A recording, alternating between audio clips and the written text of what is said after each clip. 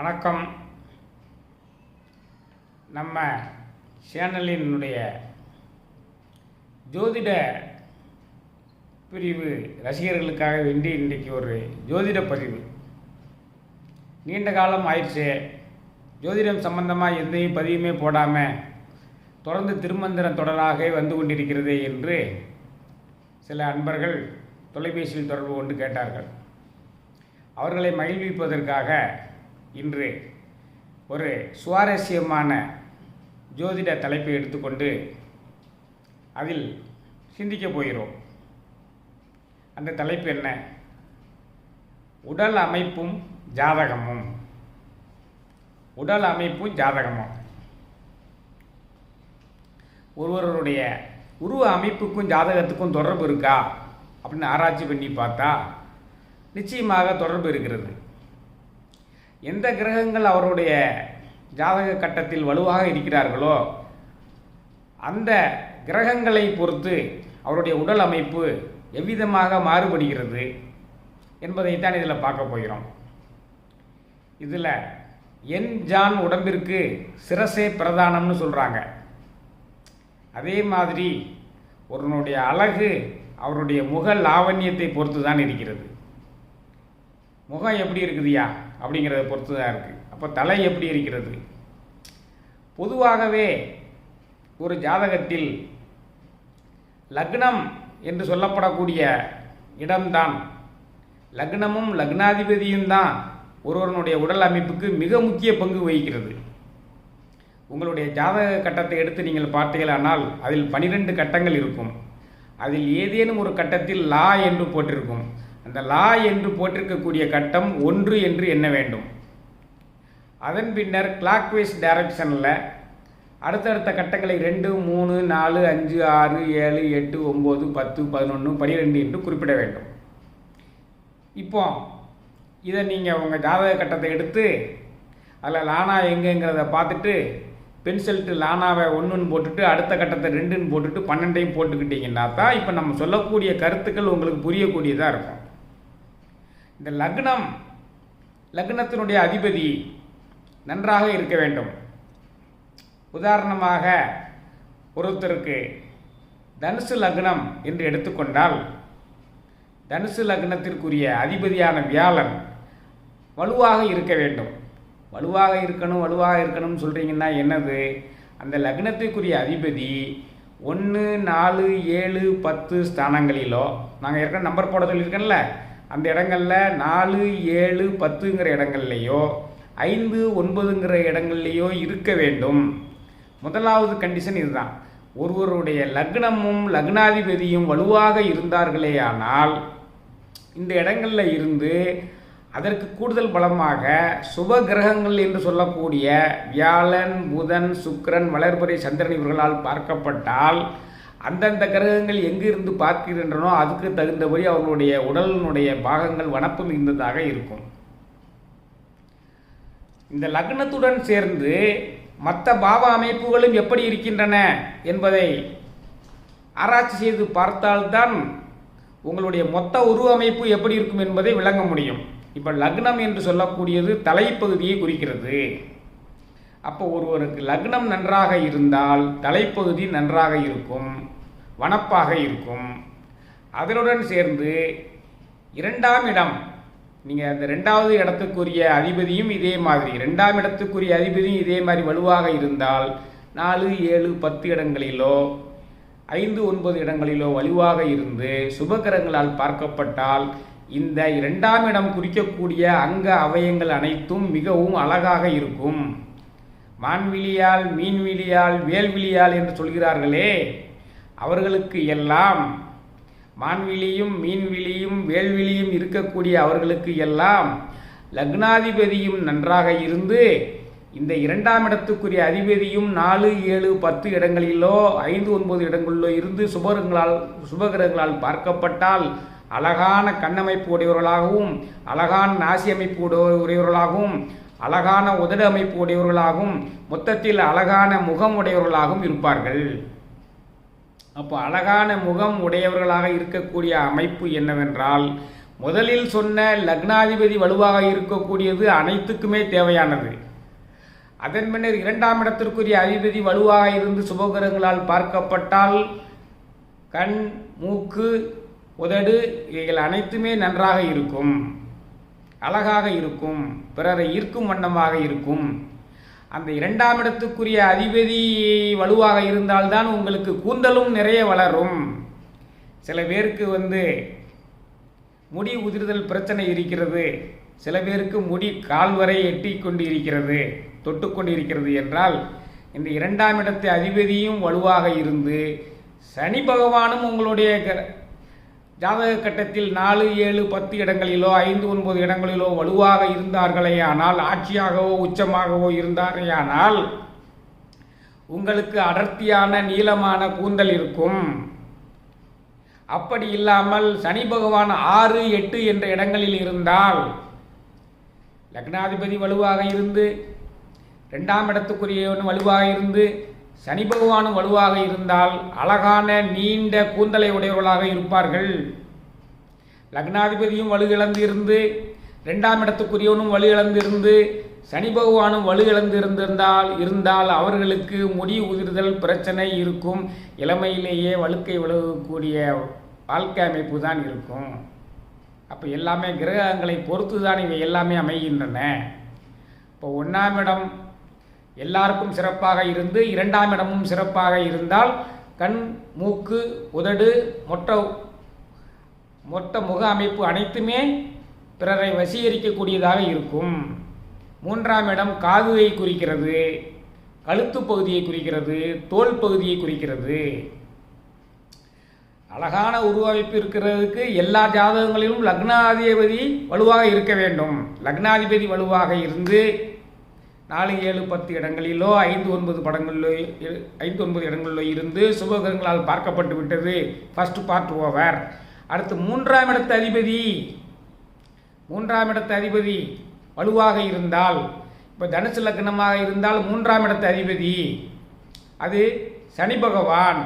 அவர் ஆட்சியாக 3ஆம் இடத்திலே இருந்தாலோ அல்லது 5ஆம் இடம் என்று சொல்லக்கூடிய மேசத்தில் இருந்தாலோ 9ஆம் என்று சொல்லக்கூடிய அந்த சிம்ம ராசியில் இருந்தாலோ 4ஆம் இடம் என்று சொல்லக்கூடிய மீன ராசியில் இருந்தாலோ 7ஆம் இடம் என்று சொல்லக்கூடிய மிதுன ராசியில் இருந்தாலோ 10ஆம் இடம் என்று சொல்லக்கூடிய கன்னி ராசியில் அந்த சனி பகவான் இருந்தாலோ இருந்து சுப கிரகங்களால் பார்க்கப்பட்டிருந்தால் நல்ல திடகாத்திரமான திடகாத்திரமான தோள்களை உடையவர்களாகவும் அழகான கழுத்துக்களை உடையவர்களாகவும் இருப்பார்கள். கழுத்தழகு உடையவர்களாக இருப்பார்கள், காது அழகுகளை உடையவர்களாக இருப்பார்கள்.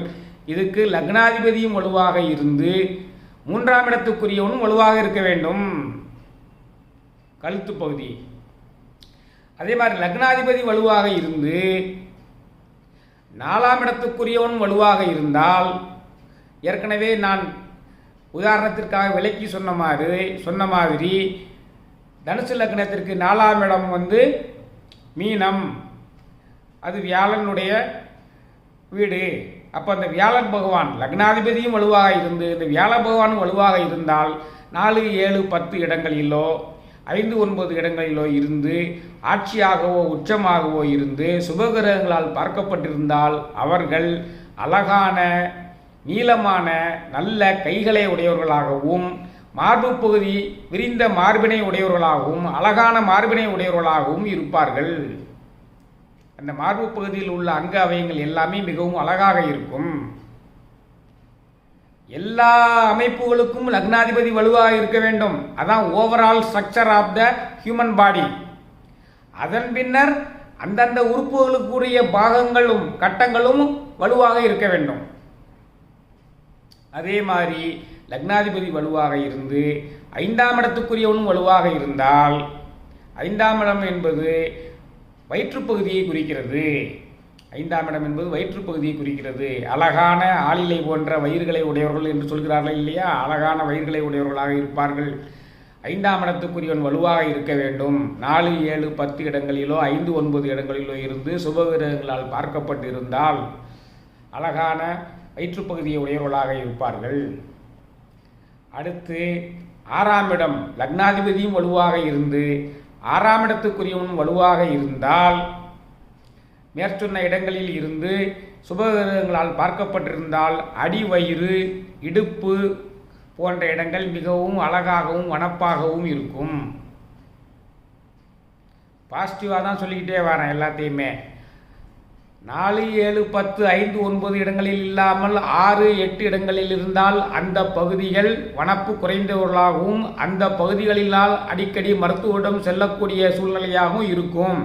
இதை நமக்கு தேவையில்லை என்று இந்த பதிவுக்கு விட்டு விடுகிறேன்.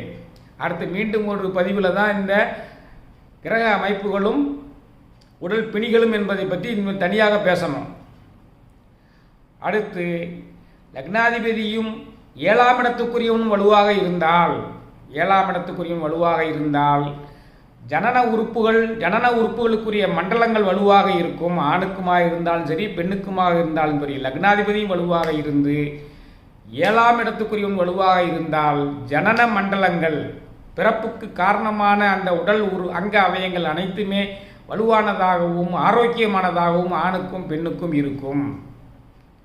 லக்னாதிபதியும் வலுவாக இருந்து 8ஆம் இடத்திற்குரியவன் வலுவாக இருந்தால் வெளியில் தோன்றக்கூடிய பிறப்பு உறுப்புகள் அழகாக இருக்கும், ஆரோக்கியமானதாக இருக்கும். முதுகு பகுதி வலுவானதாக இருக்கும், அழகாக இருக்கும். அடுத்து லக்னத்திற்குரிய அதிபதியும் 9ஆம் இடத்துக்குரிய அதிபதியும் வலுவாக இருந்தால் அழகான தொடை அழகு உடையவர்களாக இருப்பார்கள். மடல்வாளை துடை இருக்க மச்சம் ஒன்று அதில் இருக்க படைத்தவனின் திறமையெல்லாம் முழுகைமை பெற்ற அழகி என்பேன் என்று ஒரு பாடல் வருகிறது அல்லவா? அதை போல் இருக்கும்.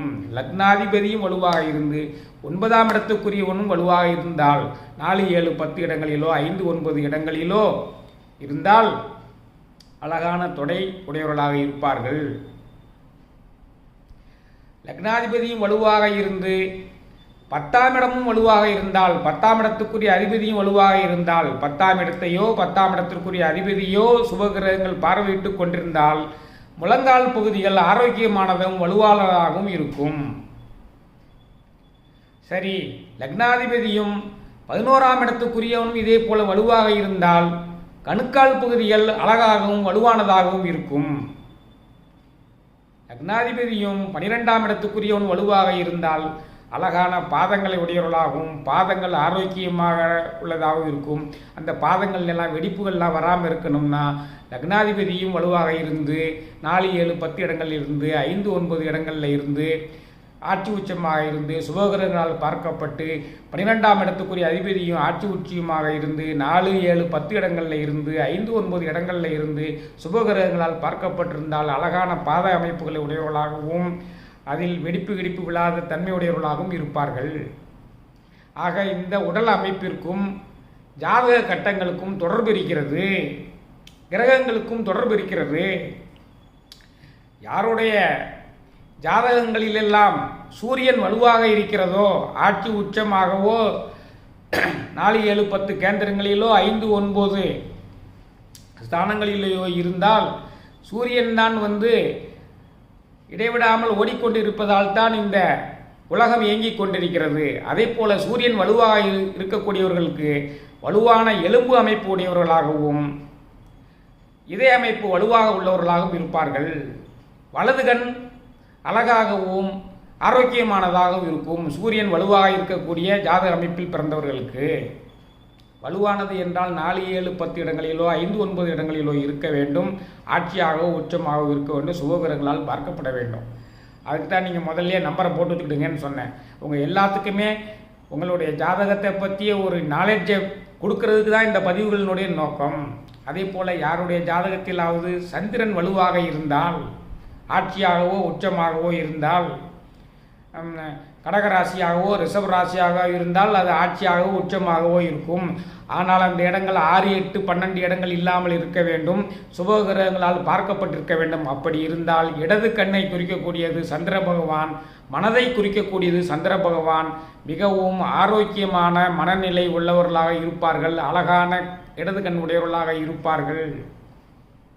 ஞாயிறு திங்கள் செவ்வாய் பகவான் யாருடைய ஜாதகத்தில் எல்லாம் ஆட்சி உச்சமாகவோ மேசத்திலோ விருச்சிகத்திலோ மகரத்திலேயோ செவ்வாய் இருந்து சுபகிரகங்களால் பார்க்கப்பட்டு அந்த இடங்கள் 6, 8, 12ஆம் இடங்களாக வராமல் இருந்தால் அவர்கள் திடகாத்திரமான கைகளையும் திடகாத்திரமான தோள்களையும் உடையவர்களாக இருப்பார்கள். பெரும்பாலும் விளையாட்டு வீரர்களுக்கும், காவல்துறையில் பணிபுரிபவர்களுக்கும், தீயணைப்பு துறையில் பணிபுரிபவர்களுக்கும், இராணுவத்தில் பணிபுரிபவர்களுக்கும் செவ்வாய் நிச்சயமாக வலுவான